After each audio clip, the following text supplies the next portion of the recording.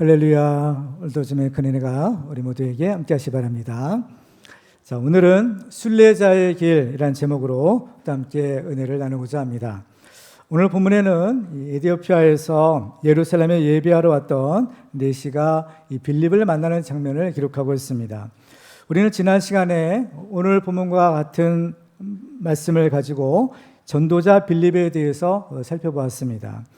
우리도 복음을 전하는 전도자의 사명을 받았는데 우리도 이 빌립과 같은 전도자가 되려면 어떻게 해야 되느냐라는 것이었습니다. 그런데 오늘은 이 빌립이 아니라 바로 진리를 찾아 먼 곳까지 순례자의 길을 왔던 이 에티오피아 내시 입장에서 오늘 본문을 보고자 합니다. 우리 그리스도인의 인생이라는 것은 성경을 보면 저 하나님 나라 천성을 향하여 순례의 길을 가는 나그네의 삶이다라고 이렇게 가르쳐주고 있습니다. 그러면 과연 우리가 가는 이 순례자의 길은 어디에서 출발해서 또 어디로 가는 여정이 되는 것일까요? 과연 우리가 어떻게 하면 이 여정의 끝을 우리가 바라는 저 하나님 나라에 들어가는 것으로 마무리할 수 있을까요? 오늘 본문은 이러한 질문에 대하여 명쾌한 해답을 우리에게 줄 수 있을 것이다 라고 기대해 봅니다. 오늘 본문을 잘 이해하기 위해서는요, 이 누가복음의 맨 마지막 장에 기록된 엠마오로 내려가는 제자들의 이야기와 오늘 본문을 서로 이렇게 비교해 보는 것이 필요합니다. 학자들은 이 두 가지 사건이 서로 별개의 것이 아니라 서로 아주 밀접하게 연관이 되어 있다는 것을 발견합니다. 오늘 말씀을 통해서 우리는 순례자는 과연 어떤 사람이고 또 우리도 이 순례자의 길을 가려면 어떻게 해야 되는지 그 비결을 살펴보고 함께 은혜를 나누고자 합니다. 먼저 순례자란 어떤 사람일까요? 순례자라는 것은 멸망의 자리에서 일어나 하나님의 길을 가는 사람을 가리켜 순례자다라고 합니다. 오늘 본문에는 이제 빌립이 성령님의 인도를 따라 복음을 전해준 사람이 있는 것을 보게 되는데 이 사람에 대해서 오늘 본문 27절은 이렇게 기록합니다. 일어나 가서 보니 에티오피아 사람 곧 에티오피아 여왕 간다게의 모든 국고를 맡은 관리인 내시가 예배하러 예루살렘에 왔다가, 성경에는 이 사람의 이름은 밝히지 않고 있어요. 이 사람의 이름은 우리가 모르는데 다만 이 사람의 직위가 무엇인지 또 이 사람의 상태가 어땠는지는 우리에게 알려주는 것을 보게 됩니다. 이 사람은 에티오피아 여왕인 간다게의 국고를 맡은 관리였다라고 성경을 기록하죠. 그 당시에 이 에티오피아라는 나라는 이제 왕이 있었어요. 근데 왕은 그야말로 하늘의 아들이다라고 이렇게 사람들이 여겼던 겁니다. 그래서 너무 신성한 사람이라서 이 세속적인 일은 담당하지 않고 이 세속적인 나라의 살림은 누가 담당하느냐? 그 왕의 어머니가 이 나라를 다스리는 그러한 통치 체제였다라고 합니다. 그래서 여기서 말하는 이 간다게라는 것은 이름이 아니라 그 왕의 어머니를 타는 어떤 직책 이름이라는 것이었어요. 그래서 그 성경에 보면 그 애굽 나라의 임금을 바로라고 하잖아요. 바로는 이름이 아니라 직책 임금. 우리나라로 보면 대통령과 같은 것이 이 바로요, 또 간다게였다라는 사실을 우리가 알 필요가 있습니다. 그리고 또 이 사람은 내시였다라고 기록하고 있어요. 여왕이 다스리는 그 시대에, 그죠? 이 여왕의 신뢰를 받을 수 있는 사람은 누구냐? 그 조건을 갖춘 사람이 바로 이 내시였던 겁니다. 여자가 이제 왕이에요. 여왕인데 이 여왕이 나라를 다스릴 때 그냥 별 경계심이 없이 그냥 여왕이 가까이 가서 또 이게 어떤 국사를 논의하고 또 조언을 해주고 이 왕을 도와줄 수 있는 사람은 아무래도 이 내시가 편했던 겁니다. 그런데 이제 이 사람이 이러한 그 여왕의 신뢰를 받으면서 또 한 나라의 모든 국구를 책임지는 그러한 가장 높은 자리에 오른 사람이 된 겁니다. 그러면 이 사람을 어떻게 해서 그 높은 자리에, 왕 다음의 자리인 거예요. 일종의 총리와 같은, 일종의 재무장관 같은 그런 자리인데 그럼 어떻게 그 높은 자리에 올라갈 수 있었을까요? 우리는 두 가지를 우리가 생각해 볼 수가 있는데 첫 번째로는 이 사람이 엄청난 노력을 했던 겁니다. 그래서 우리가 이 세상에서도 우리가 쉽게 우리가 예상해 볼 수 있는 것은 그 높은 자리에 올라가려면 얼마나 치열한 경쟁이 있고 또 얼마나 또 노력하지 않으면 이건 이룰 수가 없는 겁니다. 그러니까 이 사람 자체가 정말 그 자리에 오르기 위해서 부단히 노력을 했구나라는 것을 우리가 예측해 볼 수 있어요. 그리고 또 한 가지는 이 사람이 그 재무장관의 총리의 자리에 오르기까지는 바로 넷이라는 조건이 또 한 가지 작용을 했을 것이다 라고 생각을 해보게 됩니다.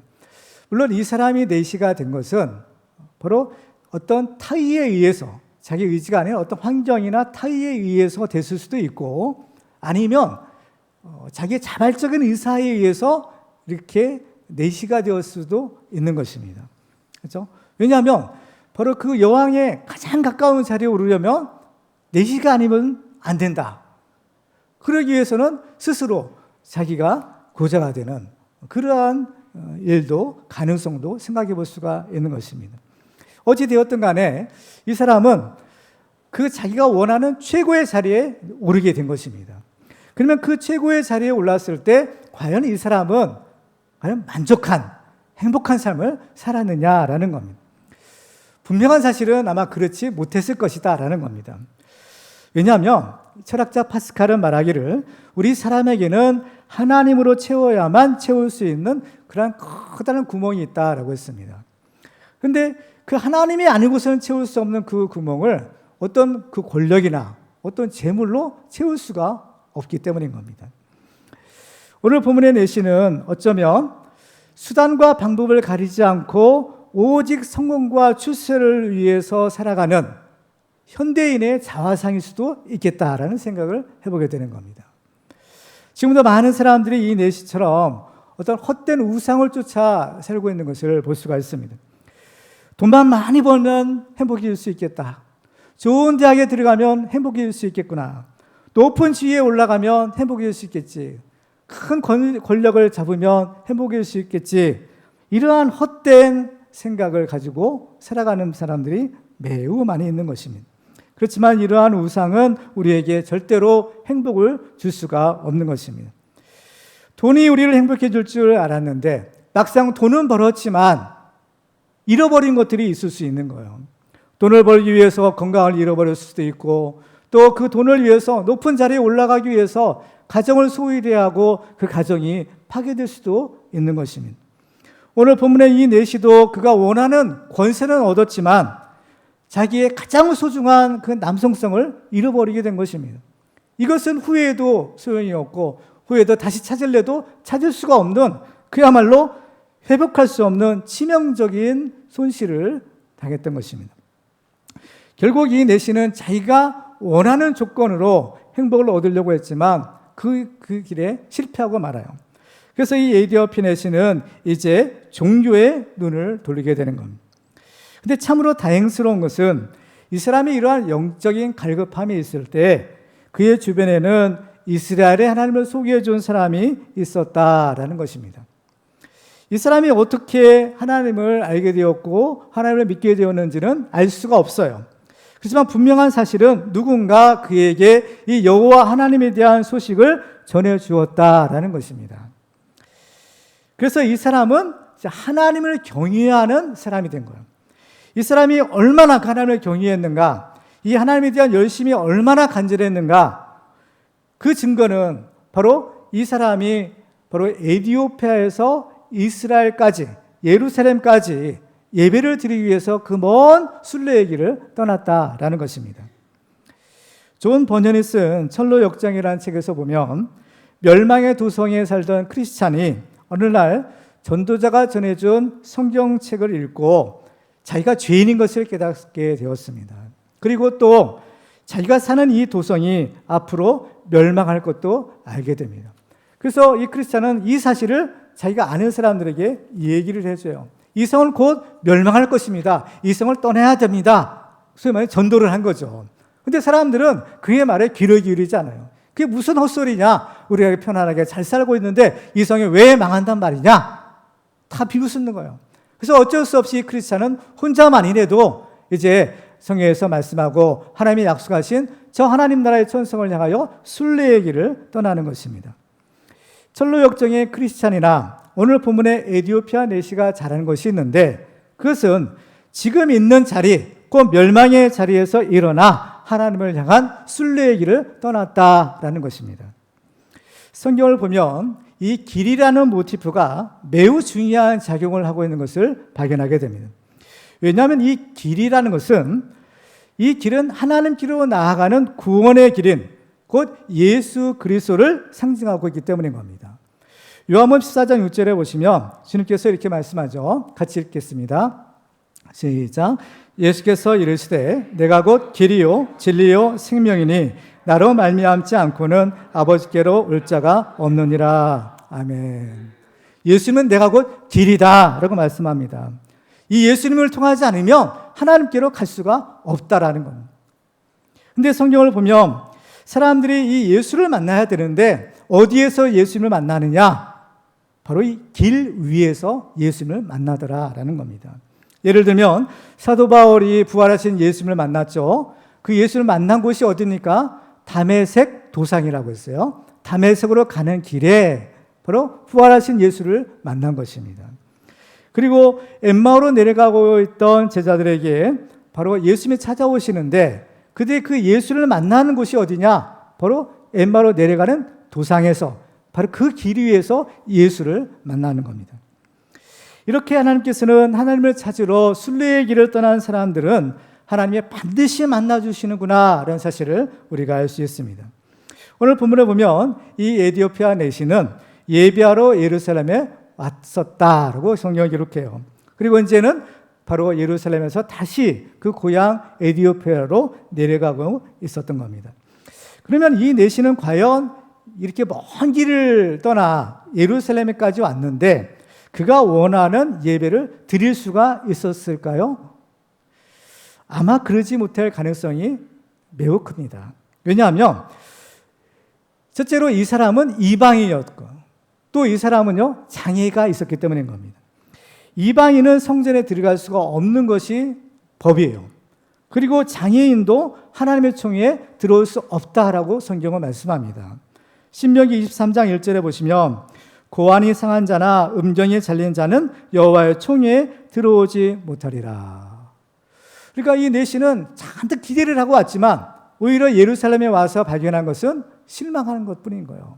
아, 나는 이 유대교회, 이 하나님을 경외하는 이 총회에 들어갈 수가 없구나라는 것을 발견하는 겁니다. 아마 우리가 이 내시 입장이라면 어떨까요? 정말 화도 나고 정말 낙심하지 않을 수 없을 것입니다. 내가 이렇게 먼 길을 애써서 찾아왔는데 예배도 못 드리게 하고, 그죠? 이 교회에도 일원이 될 수 없다고 한다면 이게 얼마나 참 안타까운 일이겠어요. 그렇지만 하나님께서는 하나님이 이렇게 간절히 찾는 사람은 절대로 그냥 돌려보내시지 않는 분이신 겁니다. 잠언 8장 10절을 보면 이렇게 말씀합니다. 우리 같이 읽을까요? 시작. 나를 사랑하는 자들이 나의 사랑을 입으며 나를 간절히 찾는 자가 나를 만날 것이니라. 아멘. 하나님을 간절히 찾으면 하나님이 만나주신다는 거예요. 그죠? 그래서 이 에디오피아 내시도 마찬가지인 겁니다. 하나님께서는 이 내시가 하나님을 만나기 위해서 무슨 일을 하셨느냐? 바로 사마리아에 있던 빌립을 그에게 보내주신 겁니다. 그래서 이 주의 사자가 빌립에게 지시하는 장면을 보면요. 8장 오늘 보면 26절을 보면 이렇게 기록하죠. 주의 사자가 빌립에게 말하여 이르되 일어나서 남쪽으로 향하여 예루살렘에서 가사로 내려가는 길까지 가라 하니 그 길은 광야라. 바로 이 주의 사자인 성령께서 빌립에게 명령을 내리세요. 무슨 명령이냐? 일어나라는 거죠. 일어나서 가라는 겁니다. 바로 그 길까지 가라라는 거예요. 이 가라라는 명령이 아주 우리가 여기서 주목해야 될 단어인 겁니다. 그래서 이 예수님께서 제자들에게 주신 지상 명령이 있죠. 바로 사도행전 1장 8절이 사도행전 전체를 이끌고 있는 주제 구절인데 여기서 보면 오직 성령이 너희에게 임하시면 너희가 권능을 받고 예루살렘과 온 유대와 사마리아와 땅끝까지 이르러 내 증인이 되리라 하신 예수님의 부활의 증인이 되는 것이 제자들의 사명이었는데 이 사명을 감당하기 위해서는 뭘 해야 돼요? 첫째는 성령 받아야 되는 거예요. 성령 받고 권능을 힘입어서 그 다음에 어떻게 해야 돼요? 가야 되는 겁니다. 이르러라는 동사가 있어요. 이르러라는 말은 도착하는 거죠. 거기까지 가야 되는 겁니다. 도착하는. 근데 거기에 도착하려면 뭘 해야 돼요? 먼저 일어나서 가야 되는 겁니다. 가는 것입니다. 오늘 본문에서 에디오피아 내시는 이 구조와 똑같아요. 에디오피아에서 이루었던 성공의 자리가 있어요. 그 재무장관에 이르는 그 성공의 자리, 그 자리에서 일어나서 하나님을 향하여 순례의 길을 떠났던 겁니다. 그렇죠? 그리고 하나님께서는 이 에디오피아 내시를 만나기 위해서 바로 빌립에게도 뭐라고 하세요? 사마리아에 있는 빌립에게 내 자리에서 일어나서 내가 내게 지시하는 곳으로 가라라고 명령합니다. 그러니까 일어나서 가라라는 것은 전도자나 구도자나 모두 다 그 자리에서 일어나 가야 한다는 겁니다. 우리가 복음을 전하는 것도 그렇고 또 우리가 하나님을 만나기 위한 바로 그 일을 위해서도 공통점이 있어요. 뭐냐? 일어나서 그 자리에서 일어나서 어떻게 해요? 하나님이 지시하는 곳으로 가는 겁니다. 하나님이 인도하시는 곳으로 가는 거죠. 그래서 그 길과 길이 만나는 곳에 바로 이 빌립과 에디오피아 내시가 딱 만나는 것입니다. 하나님의 보내신 전도자인 빌립과 또 하나님을 찾으러 왔던 구도자인 이 에디오피아 내시가 바로 그 길과 길에서 딱 만나게 되는 거죠. 누가 인도하시는 거예요? 하나님이 인도하시는 것입니다. 우리는 축복을 받아야 되는데 특별히 이 만남의 축복을 받는 것이 중요합니다. 우리가 하나님을 만나고 또 하나님의 사람을 만날 때 하나님이 주시는 복을 받을 수가 있습니다. 근데 우리가 어디서 하나님을 만나고 어디에서 하나님의 사람을 만나느냐? 바로 하나님을 향해 가는 이 순례의 길에서 만나더라는 겁니다. 그렇죠? 여러분이 지금 있는 자리는 어떤 자리인가요? 성공의 자리인가요? 아니면 그 성공을 위해서 가고 있는 자리인가요? 여러분은 그 자리에서 진정으로 행복을 누리고 만족하고 계십니까?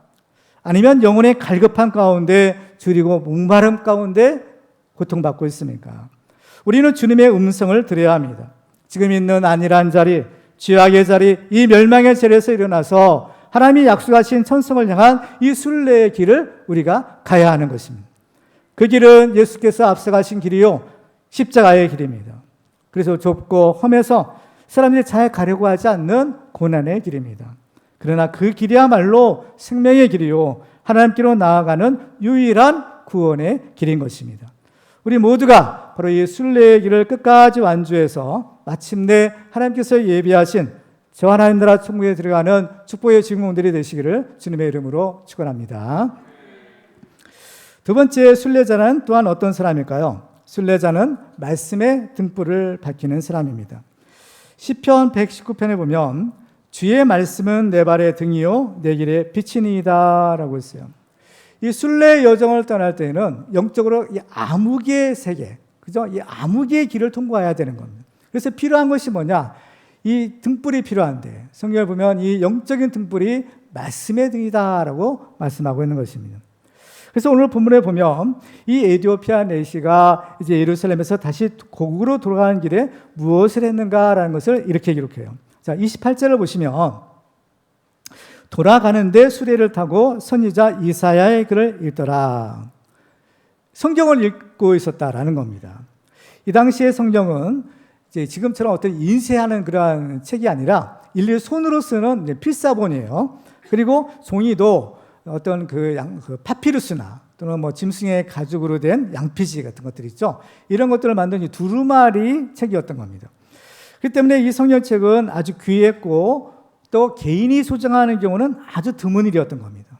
워낙 이게 값비싼 귀한 것이기 때문에 개인이 이것을 뭐 소유할 수가 없었던 거예요. 그래서 어떤 교회에 가르쳐서 위해서 돌려가면서 읽고 뭐 예배할 때 이렇게 낭독해서 듣고 뭐 이런 정도였던 겁니다. 그런데 이 사람은 개인이 이 성경책을 소장하고 있었고 또 이 사람은 성경책을 가지고 다니기만 한 것이 아니라 그죠? 열심히 그 말씀을 읽고 그 의미가 무엇인지 묵상했다는 겁니다. 성경책 우리는 가지고 다니면 잘하는데 막상 그 읽는 것은 좀 소홀하는 경우가 있잖아요. 근데 이 사람은 성경책이 귀한 성경책이에요. 그래서 가지고 있을 뿐만 아니라 그것을 열심히 읽었더라는 겁니다. 신명기 6장에 보면요, 이런 얘기가 있어요. 쉐마의 말씀이죠. 오늘 내가 네게 명하는 이 말씀을 너는 마음에 새기고 네 자녀에게 부지런히 가르치며 집에 앉았을 때에든지 길을 갈 때에든지 누워있을 때에든지 일어날 때에든지 이 말씀을 강론할 것이며, 여기서 보면요, 길을 갈 때든지라고 했어요. 야, 어떻게 길을 갈 때 이 하나님의 말씀을 우리가 또 읽고 강론할 수 있을까 했는데, 이 에디오피아 내시를 보니까 수레를 타고 가면서 길을 가다가 하나님의 말씀을 읽을 수가 있구나라는 사실을 우리가 발견하게 됩니다. 근데 문제는요, 이렇게 이 내시가 하나님의 말씀에 대한 열심은 정말 너무나 정말 특이했어요. 근데 문제는 뭐냐? 이 성경을 읽어도 그 의미를 깨닫지를 못하는 겁니다. 읽어도 그 의미를 알지 못하니까 이 별 유익이 되지 못하는 거죠. 그렇지만 하나님께서는 우리가 정말 이 하나님의 말씀에 대한 열심을 가지고 이 말씀이 무슨 의미인지를 우리가 정말 노력하면요, 기도하고 노력하면 하나님은 알려주시는 겁니다. 특별히 우리에게 이 성령을 통해서 이 말씀의 의미를 깨닫게 해주시는 거예요. 오늘 보면 사도행전 8장 29절과 30절에 보면 이렇게 기록합니다. 성령이 빌립더로 이르시되 이 수레로 가까이 나아가라 하시거늘 빌립에 달려가서 선지자 이사야가 읽는 것을 듣고 말하되 읽는 것을 깨닫느냐. 읽는 것을 깨닫느냐는 거. 깨닫지 못하고 있기 때문에 이 얘기를 하는 겁니다. 성령께서 빌립을 왜 보내셨어요? 이 에디오피아 내시에게 읽는 것을 깨닫지 못하기 때문에 깨닫게 해주시려고 이 빌립을 그에게 보내주시는 겁니다. 그러니까 이 내시가 이런 얘기를 해요. 지도해 주는 사람이 없으니 어찌 깨달을 수 있겠느냐라는 겁니다.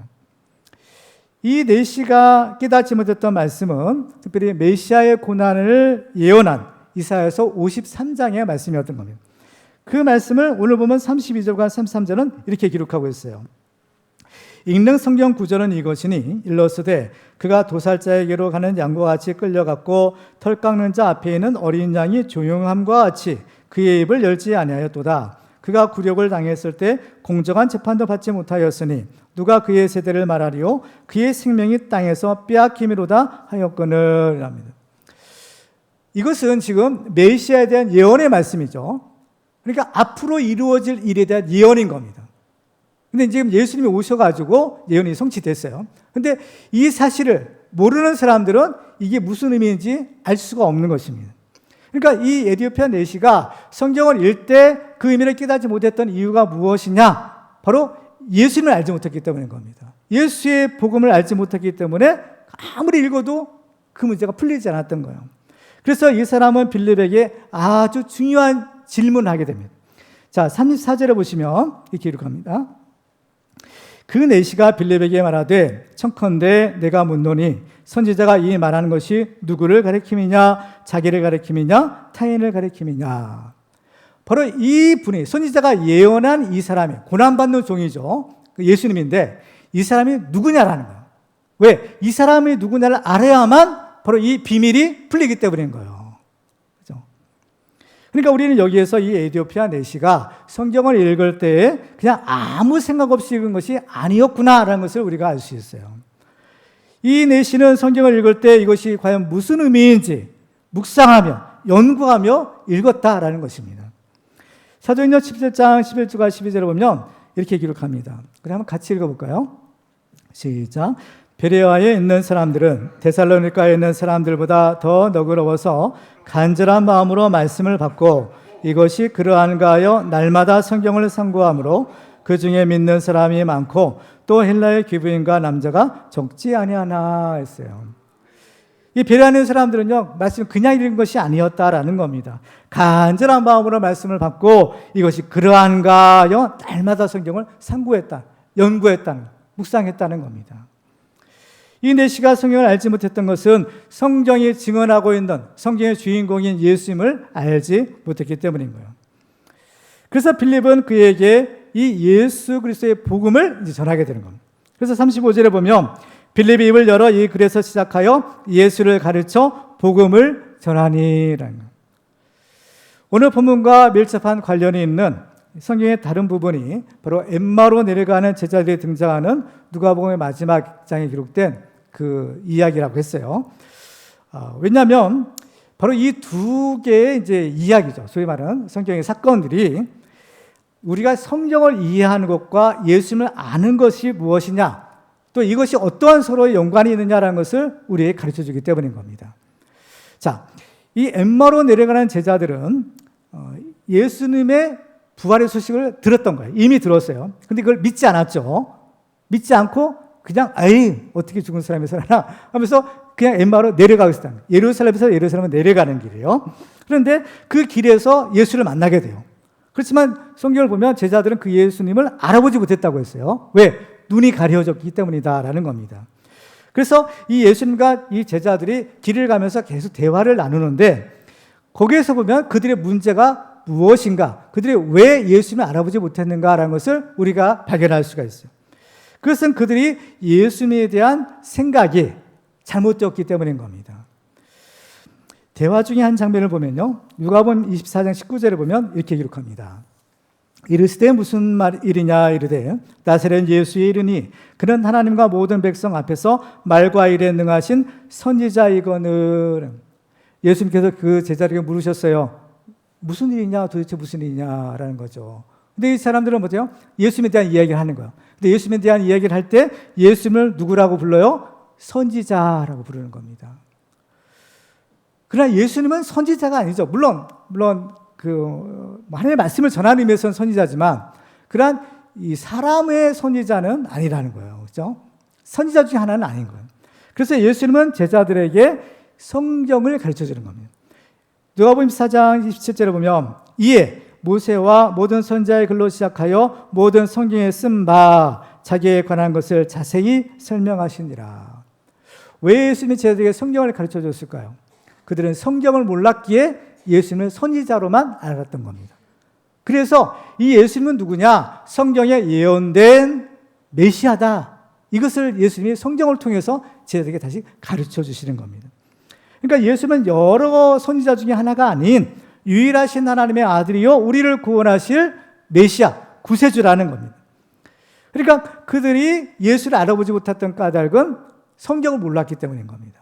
성경을 몰랐기에 정말 무식한 거예요. 그래서 예수님은 그냥 선지자로만 알았던 거예요. 그래서 예수님은 그들에게 다시 성경을 가르쳐 주셨다는 겁니다. 그런데 오늘 본문의 이 에디오피아 내시는 어떤가요? 이 에디오피아 내시는 성경을 모르는 것이 아니에요. 성경을 아는 거예요. 성경을 깊이 상고하고 연구한 사람인 겁니다. 그런데 왜 이 사람은 예수님을 알지 못했을까? 왜 이 사람은 성경을 깨닫지 못했을까? 그것은 바로 그 성경이 증언하는 예수님을 알지 못했기 때문에, 예수의 복음을 몰랐기 때문인 거예요. 그래서 바로 이 빌립이 와서 하는 얘기가 뭐냐? 예수의 복음을 그에게 전해주는 겁니다. 성경을 아는 것과 예수님을 아는 것은 이건 뗄래야 뗄 수 없는 겁니다. 이게 동전의 양면과 같은 거예요. 그래서 우리가 예수님을 알려면 성경을 알아야 되고, 성경을 알려면 예수님을 알아야 되는 거예요. 오늘 본문에서 하나님께서 이 에디오피아 내시를 위해서 하신 일은 뭐냐? 빌립을 보내주셔서 그가 이해하지 못했던 성경 말씀을 깨닫게 하시는 거예요. 어떻게 해요? 예수님의 복음을 전하게 하심으로써.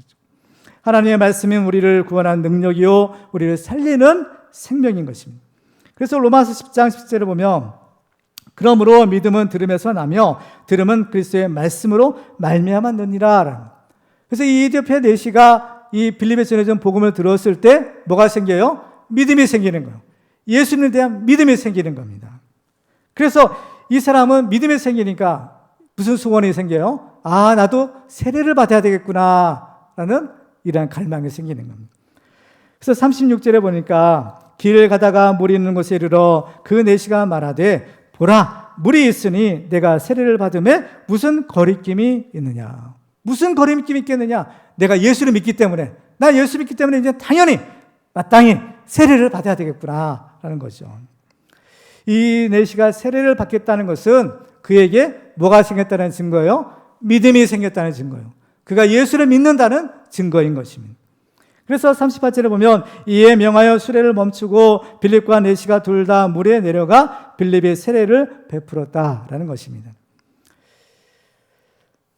빌립이 전한 복음을 이 내시가 들었을 때 그가 즉시로 예수를 믿고 세례까지 받을 수 있었던 것은 이 내시가 하나님의 말씀의 사람이었기 때문인 겁니다. 우리나라에 이제 복음이 들어오잖아요. 우리나라에 이제 선교사들이 들어왔는데 그들은 우리나라에서 아주 깜짝 놀랄 만한 사실을 하나 발견하게 됩니다. 그게 무엇인가 하면 우리나라에는 이미 성경책이 들어와 있었다는 거예요. 선교사들이 들어올 때는 우리가 처음이겠지, 그렇죠? 하는데 와보니까 성경책이 이미 있는 거예요. 사람들이 성경책을 가지고 있는 것을 발견했어요. 깜짝 놀라는 거죠. 조선 후기의 실학자들이 있었는데요. 조선 후기 실학자들이 이제 그 당시 청나라잖아요, 중국이. 청나라와 이제 먼저 이제 선진 문물을 이제 받아들이고 소위 말하는 개화를 하려고 이러한 많은 서적을 이제 수입하게 됩니다. 근데 수입한 서적 중에 뭐가 있었냐면은 성경책이 있었던 거예요. 처음에 실학자들은 성경책을 연구를 하는데 학문의 대상으로 연구를 하는 겁니다. 근데 성경책을 계속 읽고 연구를 하다 보니까요, 그 사람 마음속에 믿음이 생긴 거야. 그래가지고 이 사람이 예수를 믿고 하나님을 믿는 사람이 된 겁니다.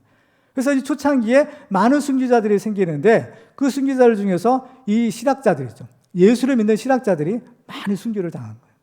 우리가 잘 아는 정약용, 정약점 이런 분들도요, 다 사실은 유명한 실학자들인데 예수를 믿는 사람들인 겁니다. 그렇기 때문에 우리나라의 기독교 신앙의 뿌리는 바로 이 성경 말씀에 있었다라는 겁니다. 성경책은 하나님의 말씀을 기록한 책이고 우리가 믿는 예수님은 그 말씀이 육신이 되어 오신 분인 겁니다. 그러니까 성경의 주제는 예수님이고 이 예수님을 통해서만 우리는 성경의 바른 해석이 가능하다라는 것입니다. 그렇기 때문에 우리는요, 신앙생활을 할 때 이 하나님의 말씀에 대한 열심이 있어야 되는 겁니다. 시편 119편에 보면 시편 기자가 이런 고백을 합니다. 내 눈이 주의 구원과 주의 의로운 말씀을 사모하기에 피곤하니이다. 뭐가 피곤하대요? 눈이 피곤하대요. 왜 눈이 피곤합니까? 하나님의 말씀, 구원의 말씀을 읽는데 피곤하다는 거예요. 얼마나 정말 하나님에 대한 열심이 있었는가라는 거죠. 여러분들은 얼마나 하나님의 말씀을 사랑하시는 거 있나요? 여러분들 큐티를 매일 잘하고 계시죠? 아멘. 그렇습니다. 혹시 바빠서 조금 어려우신 분도 혹시 있을지 모르겠는데요. 아무리 바빠도 할 건 해야 되는 겁니다. 그렇죠? 왜냐하면 이 하나님의 말씀이야말로 우리를 살리는 소망의 말씀, 구원의 말씀이기 때문에요. 시편 190편 49절 50절을 보면 주의 종이 하신 말씀을 기억하소서 주께서 내게 소망을 가지게 하셨나이다. 이 말씀은 나의 고난 중에 위로라. 주의 말씀이 나를 살리셨기 때문입니다. 아멘. 이 말씀이 우리에게 참된 소망을 주고 이 말씀이 고난을 이기는 위로가 되고 이 말씀이 우리를 살리는 구원의 능력이 되는 겁니다. 우리는 날마다 이 하나님의 말씀을 사모함으로 그 말씀이 육신에 오신 예수님을 날마다 닮아가는 그런 축복의 증언들 되시기를 주님의 이름으로 축원합니다. 마지막으로 그러면 우리는 어떻게 해야 이 순례자의 길을 잘 갈 수가 있을까요? 그것은 하나님이 주시는 은혜의 기회를 붙잡아야 합니다. 오늘 본문을 보면 에티오피아 내시와 이 빌립의 마지막 만남의 장면을 이렇게 기록해요. 39절에 보시면요. 한번 같이 읽을까요? 시작. 둘이 물에서 올라올새 주의 영이 빌립을 이끌어 간지라 내시는 기쁘게 길을 가므로 그를 다시 보지 못하니라. 아멘. 자, 여기서 보면 둘이 물에서 올라왔다라는 겁니다. 이것은 이제 빌립이 이 내시에게 세례를 주고 이제 올라왔다라는 것이죠. 근데 이것은 이제 이 빌립과 에티오피아 내시가 만나는데 이 만남의 목적이 이제 다 이루어졌다라는 것을 의미하는 것입니다. 하나님이 빌립을 보내신 목적은 뭐예요? 이 에티오피아 내시에게 예수 그리스도의 복음을 전하게 해주는 것이었어요. 또 이 에티오피아 내시는 이제 하나님이 보낸 그 빌립으로부터 그 복음을 듣고 예수를 믿고 세례까지 받게 된 것입니다. 그러니까 이 두 사람의 만남의 목적, 하나님께서 두 사람을 만나게 하신 목적이 다 성취가 되었다라는 겁니다. 그러니까 이제요, 빌립은요, 주의 영이 빌립을 이끌어 간지라 어느 순간에 사라져버리게 된 거예요. 사라져버리는 겁니다. 하나님은 이 두 사람을 만나기 위해서 아주 세밀한 인도하심을 주셨어요. 사마리아에 있던 빌립을 보내주시고 에티오피아에 있던 이 내시를 예루살렘으로 보내시고 그래서 이 두 사람이 그 광야에서 딱 만나했던 겁니다. 하나님을 믿지 않는 사람들은 자기들이 이해하지 못하고 또 인정하고 싶지 않은 일들의 원인을 우연이라고 말하고 있습니다. 그렇지만 하나님이 다스리는 세상에 우연이라는 단어는 없는 것입니다. 우연이라는 말은 하나님을 알지 못하는 사람들이 지어낸 거짓말에 불과합니다. 하나님이 다스리는 세상에는 우연이 아니라 오직 하나님의 섭리만이 있을 뿐인 겁니다. 이 하나님의 섭리는 우리 인간이 다 이해할 수 없기 때문에 신비로운 기적처럼 보이기도 합니다. 그래서 우리가 살고 있는 이 세상에는 우리가 알 수 없는 하나님의 신비와 이 섭리로 가득 차 있는 것입니다. 오늘 본문에서 보면 이 빌립과 에디오피아가 만나는 것도 기적이죠. 어떻게 이 사람이 만날 수 있겠어요? 기적인 겁니다. 또 이 사람들이 광야를 가다가 바로 물이 있는 오아시스를 만나서 세례를 베풀고 세례를 받는 것도 기적이 아닐 수가 없는 겁니다. 36절 다시 한번 보시면 길 가다가 물이 있는 곳에 이르러 그 내시가 말하되 보라 물이 있으니 내가 세례를 받음에 무슨 거리낌이 있느냐. 이 내시가 복음을 듣고 믿음이 생긴 거예요. 그래서 이 믿음의 고백인 세례를 받아야 되는데 문제는 뭐냐? 그곳에는 물이 없었다는 거예요. 물이 없는 광야라는 겁니다. 근데 만약에 이번 기회를 놓치게 된다면 이 사람은 어떻게 세례를 받을 수 있을까? 그래서 어떻게 이 세례를 받고 구원의 완성을 이룰 수 있을까? 기약이 없는 겁니다. 그렇지만 하나님께서는 이 내시를 위해서 물이 없는 곳이지만 그 광야에 물을 예비해 놓으신 거예요. 그래서 세례를 받을 수 없었을 때 간절하게 그 물을 찾아 헤맬 때 그 물을 발견한 이 내시의 반응이 무엇이었느냐는 거예요. 자기도 모르게 보라, 보라라는 이 감탄사가 나오는 겁니다. 하나님의 기적을 체험하는 거예요. 이 감탄사는 이 에디오피아 내시만 외친 것이 아니라 바로 빌립도 이 감탄사 보라를 외쳤던 것을 보게 됩니다. 27절에 보시면요, 일어나 가서 보니 에디오피아 사람 곧 에디오피아 왕 간다기의 모든 국거를 맡은 관리인 내시가 예배하러 예루살렘에 왔다가. 자, 주의 사자가 빌립에게 뭐라고 명령하셨어요? 일어나라, 가라 라고 하셨어요. 그래서 빌립이 그 말씀에 순종해서 일어나서 갔다는 겁니다. 그래서 일어나서 가서 보니까 뭘 발견해요? 그곳에서 이 내시를 발견한 거예요.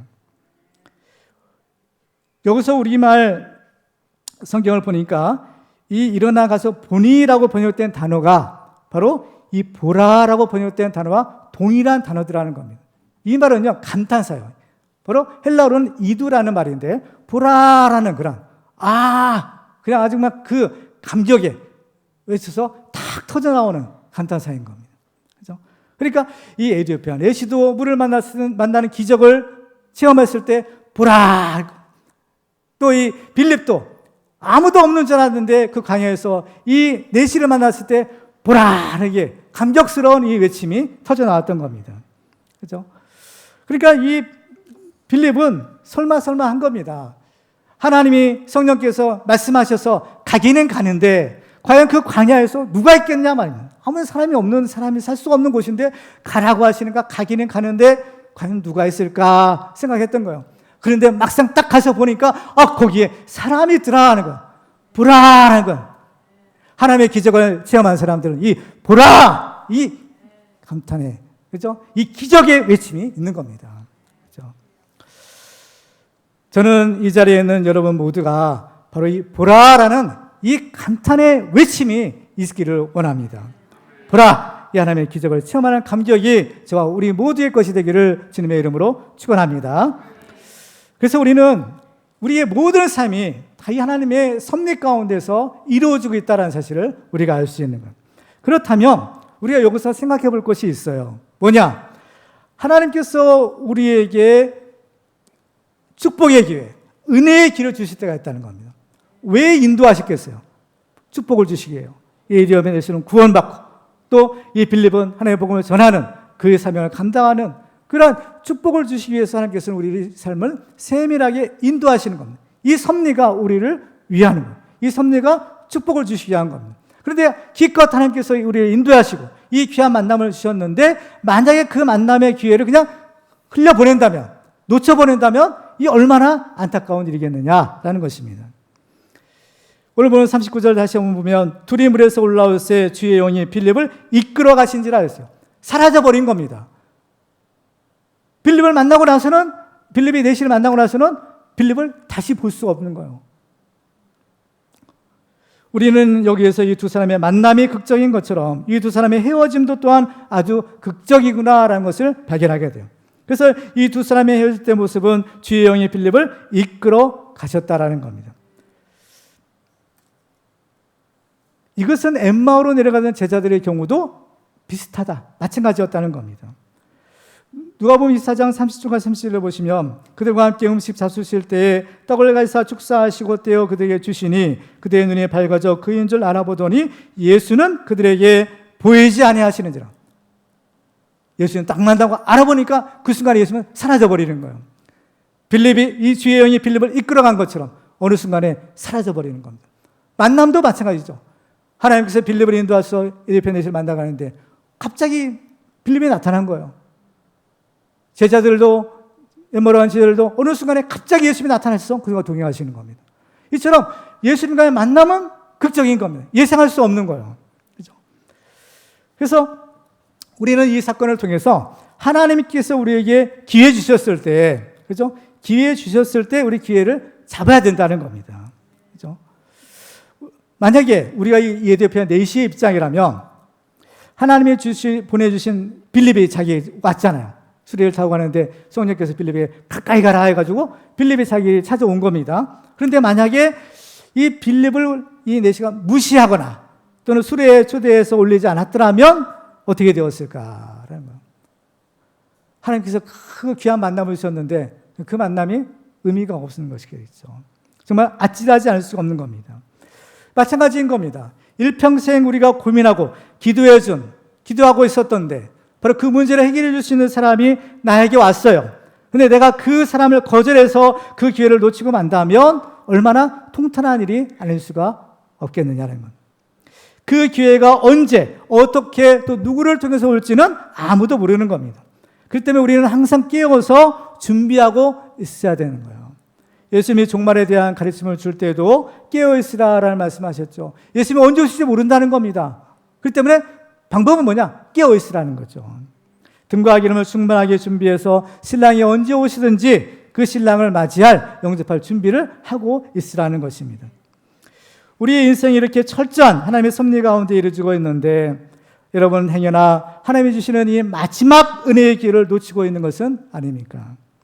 내일 하지, 나중에 하지 절대로 미루시지 마십시오. 내일이라는 시간은 우리의 것이 아니기 때문입니다. 우리에게 내일이라는 시간은 보장된 시간이 아니에요. 오늘이야말로 일상에서 우리의 마지막 시간과 마지막 기회가 될 수 있는 것입니다. 우리는 하나님이 우리에게 주시는 이 은혜의 기회를 소중하게 여기고 하나님께서 우리에게 주시고자 하는 모든 은혜와 복을 받는 축복의 주인공들이 되시기를 주님의 이름으로 축원합니다. 이제 말씀을 맺겠습니다. 오늘 본문은 우리에게 성공적인 순례자의 길을 가는 비결을 가르쳐 주셨습니다. 우리 모두는 이 순례자의 길을 끝까지 완주해서 마침내 하나님 나라 저 천성에 들어가는 축복의 주인공들 되시기를 주님의 이름으로 축원합니다.